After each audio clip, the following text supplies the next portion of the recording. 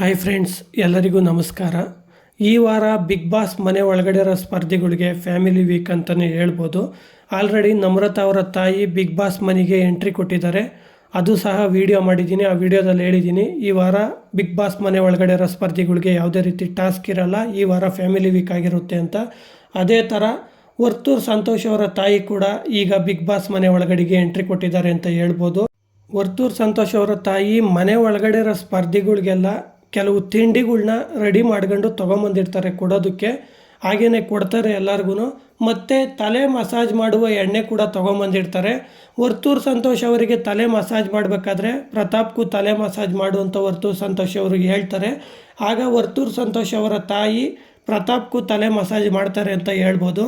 Friends, Varthur Santosh ಅವರ ತಾಯಿ big boss ಮನೆಗೆ ಎಂಟ್ರಿ ಕೊಟ್ಟಿರೋದ್ರ ಬಗ್ಗೆ ನಿಮ್ಮ ಅಭಿಪ್ರಾಯನ ಕಮೆಂಟ್ ಬಾಕ್ಸ್ನಲ್ಲಿ ತಿಳಿಸಿ. ಹಾಗೆ ಈ ವಿಡಿಯೋ ಇಷ್ಟ ಆಗಿದರೆ ಒಂದೇ ಒಂದು ಲೈಕ್ ಮಾಡಿ, ನಮ್ಮ ಚಾನಲನ್ನು ಸಬ್ಸ್ಕ್ರೈಬ್ ಆಗಿ ಸಪೋರ್ಟ್ ಮಾಡಿ ಅಂತ ಹೇಳ್ತಾ, ಓಕೆ, ಬಾಯ್ ಫ್ರೆಂಡ್ಸ್.